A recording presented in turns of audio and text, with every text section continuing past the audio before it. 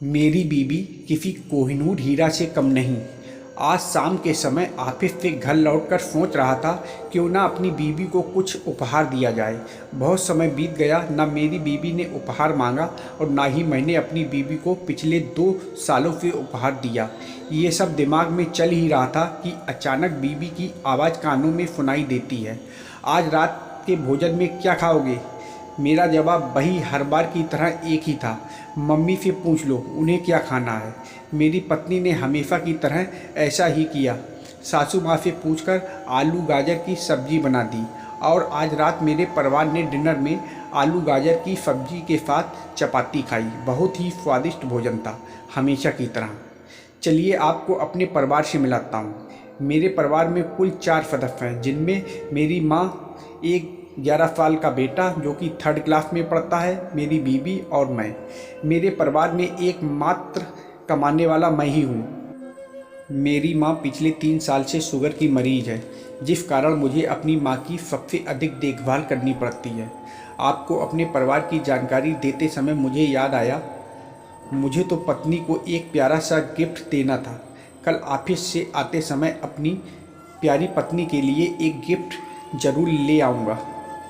आज मैंने ऑफिस से जल्दी छुट्टी ले ली और मार्केट से पत्नी के लिए गिफ्ट लेने चला गया।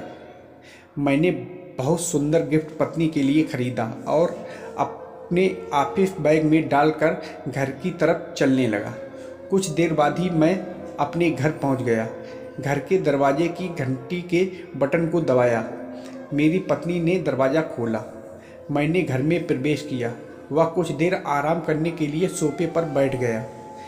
तभी पत्नी की आवाज़ आती है, ये लीजिए पानी। मैंने पानी पिया और पत्नी को रुकने के लिए बोला और तभी अपने बैग से वो प्यारा सा गिफ्ट अपनी पत्नी को दे दिया। मैंने पत्नी को गिफ्ट खोलने के लिए कहा।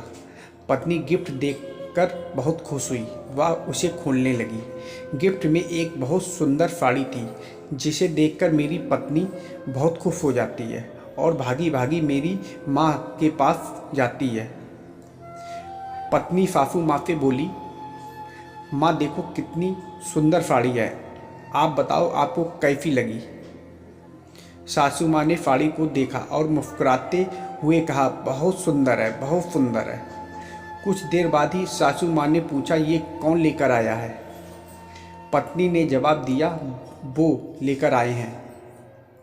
सासू माँ ने पूछा, किसके लिए?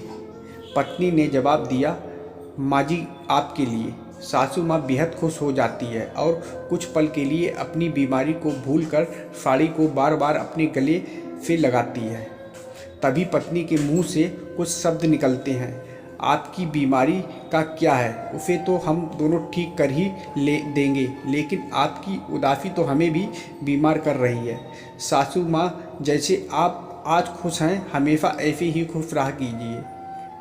पीछे से मैं ये सब देख और सुन रहा था और मेरी आंखों में आंसू थे।